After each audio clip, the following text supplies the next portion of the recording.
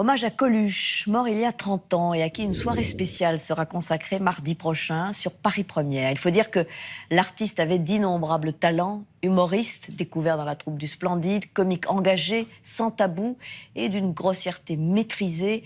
Coluche laissera bien sûr le souvenir de l'homme au service des plus démunis au travers des Restos du Cœur, mais il fut aussi un grand acteur de cinéma à la vocation précoce. Sa carrière jalonnée d'énormes succès est retracée par Alexandra Roux. En fait, un acteur peut jouer n'importe quel rôle. Coluche, c'est pas moi non plus. Je l'ai joué longtemps et personne s'en est aperçu. Alors maintenant que je joue autre chose, on dit ah bah tiens, finalement Coluche c'était un personnage. Et puis Lambert dans le Chat au Pantin, bah, c'en est un autre. Michel Colucci dit Coluche, c'est celui à qui l'on doit l'expression faire son Ciao Pantin.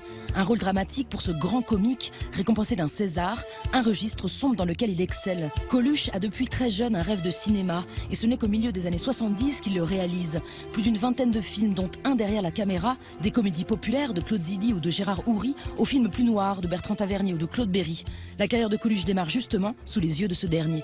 Le premier rôle important, c'est dans Le Pistonnet de Claude Berry. L'acteur principal, c'est Guy Bedos. Et Coluche joue un troufion. Mais il a quelques scènes dans le film où il marque la pellicule, c'est clair et net. Et Claude Berry s'en rend compte très vite. Il voyait bien qu'il y avait un comédien en devenir et une star, vraiment quelqu'un qui allait marquer les esprits. Moi, il me faisait penser un peu à Rému. Parce que Rému avait aussi... c'est une rondeur, c'était... Voilà, mais aussi une forme de vérité comme ça dans le jeu. Et son premier grand rôle, c'est Claude Zidi qui le lui offre. Dans L'aile ou la cuisse, le jeune Coluche donne la réplique à celui qu'il admire, Louis de Funès. De Funès est un peu inquiet, parce qu'au départ, ça devait être Pierre Richard. Et donc Coluche est quasiment un inconnu, hein, il faut se remettre dans le contexte. C'est pas du tout le même genre de personnage. Bon, il faisait un peu, la rondeur. L'aile, si vous voulez, l'aile, c'est de Funès, et la cuisse, c'est Coluche, quoi. Coluche a réussi à faire rire de Funès. Et je pense que ça a beaucoup facilité leur relation. Vous avez beaucoup de mémoire. Oui, je m'en vais ce soir. Oh merde. Quand le film va sortir, De Funès va exiger que Coluche soit en haut de l'affiche avec lui. Ce qui s'est jamais vu. De Funès ne partageait pas l'affiche. Et c'est un carton, près de 6 millions de spectateurs, des débuts prometteurs pour un Coluche galvanisé, qui quelques mois plus tard réalisera son propre film « Vous n'aurez pas l'Alsace et la Lorraine » avec tous ses copains du Café-Théâtre.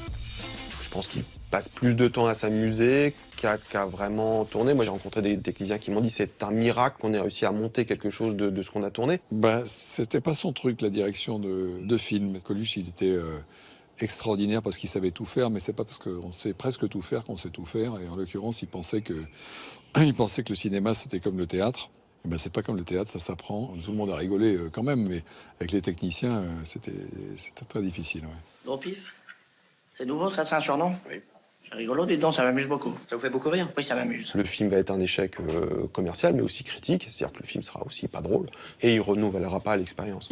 Un échec qui l'éloignera des plateaux de cinéma pendant 3 ans.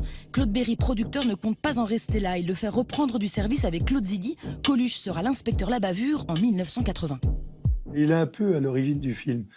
En me disant, j'aimerais faire un film comme ça où, tu vois, je suis un flic et puis je suis dans une voiture, là. J'ai un accident à un carrefour, et dans l'autre voiture, c'est l'ennemi public numéro 1. Je lui dis, écoute, je vais écrire le truc. Voilà, j'ai écrit l'inspecteur La Bavure. Tu crois que t'es beau, toi? Ah bah non, mais moi je suis dans la police, ça n'a rien à voir. Dis donc, tout le monde peut pas être ennemi public numéro 1. Hein. Coluche était très bon à la première prise. Je répétais pas avec Coluche quasiment, parce qu'il me sortait un truc comme ça. Et après, on lui disait, mais refais-moi ce que tu viens de faire. Il dit, mais j'ai fait quoi? Inspecteur La Bavure et le démarrage de la nouvelle vie de Coluche. C'est-à-dire que le film va faire 7 millions d'entrées cette année-là. Donc c'est quand même un énorme succès. Et là, ça va vraiment montrer un autre versant de son talent. Coluche sur scène provocateur, engagé, se montre au cinéma naïf, avec un jeu plus nuancé. Claude Berry ne va plus le lâcher.